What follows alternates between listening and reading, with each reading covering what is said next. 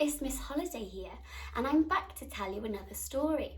Today, I'm sat in our cosy corner again, but our cosy corner's a little bit different today because we've been learning all about the seaside.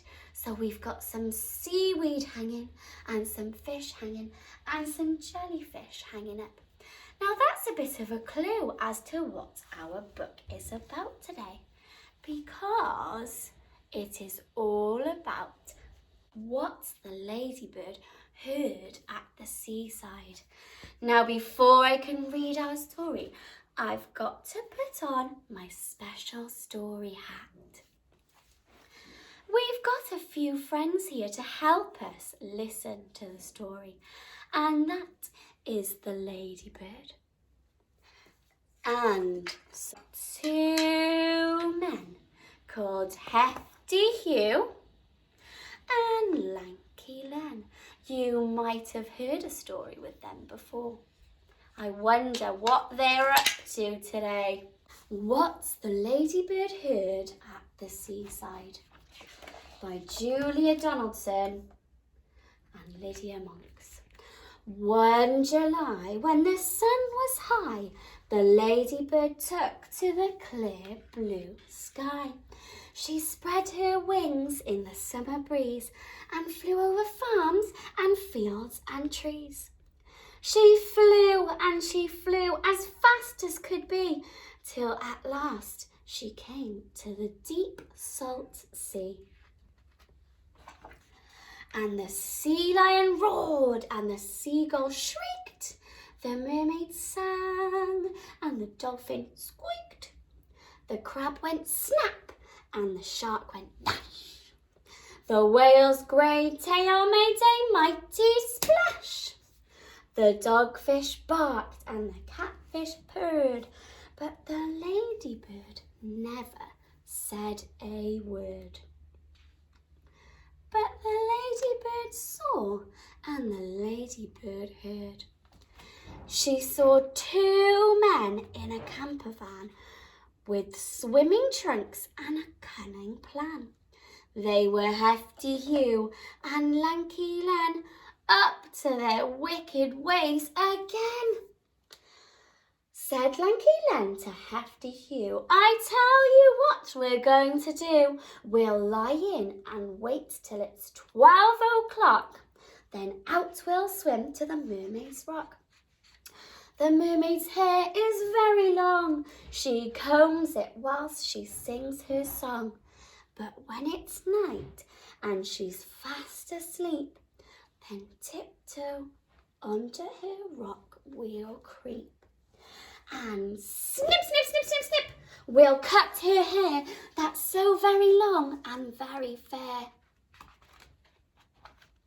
Said Hefty Hugh to Lanky Len, we'll make a lovely wig and then we'll sell it to a famous star. What brilliant brainy blokes we are. The mermaid's hair will soon grow back, enough to fill another sack. We'll keep on doing it forever. We've hit on something very clever. The little spotty ladybird, who hardly ever spoke a word, told the animals what she had heard. Then the sea lion roared and the seagull shrieked. The mermaid wailed and the dolphin squeaked. Then the crab went snap and the shark went nash. The whale's grey tail made a mighty splash. The fish declared, oh, that wicked pair, we cannot let them steal the mermaid's hair. But the ladybird had a good idea, and she whispered it into everyone's ear. There she is, she's going round everybody, telling them all in their ear. Then the seagull gave a joyful shriek and he fetched some seaweed in his beak. We've got lots of seaweed in our cosy corner. And as the sky was turning red, he dropped it on to the sea lion's head. There's the sea lion, look, with the mermaid seaweed hair. Then, as the sky was turning black, the sea lion climbed on the whale's humped back. Oh, I thought the whale was a rock. The clock struck 12 and the two bad men, Hefty Hugh and Lanky Len, flip-flapped down to the salty sea. It was cold and dark, but they laughed with glee. Then the whale began to sing a song. "That's her," said Hugh. "We can't go wrong." They swam towards the tuneful song. "She's still awake," said Len, and frowned.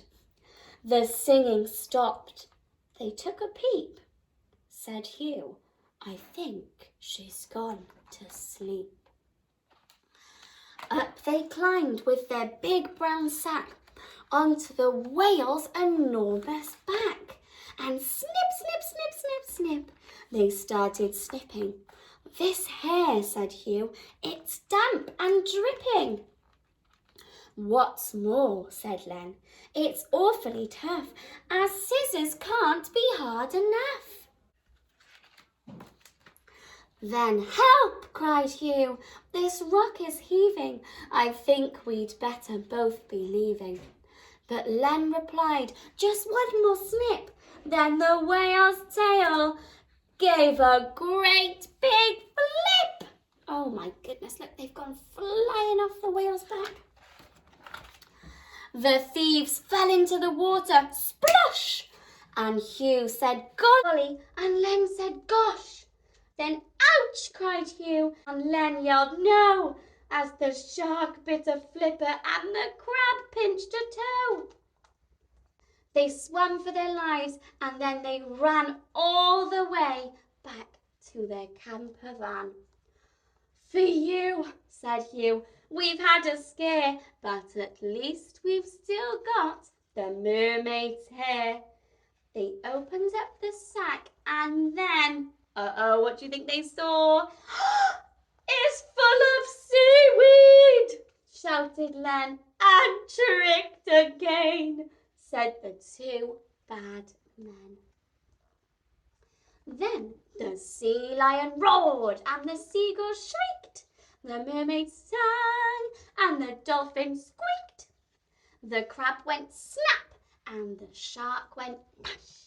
The whale's grey tail made a mighty splash. The dogfish barked and the catfish purred.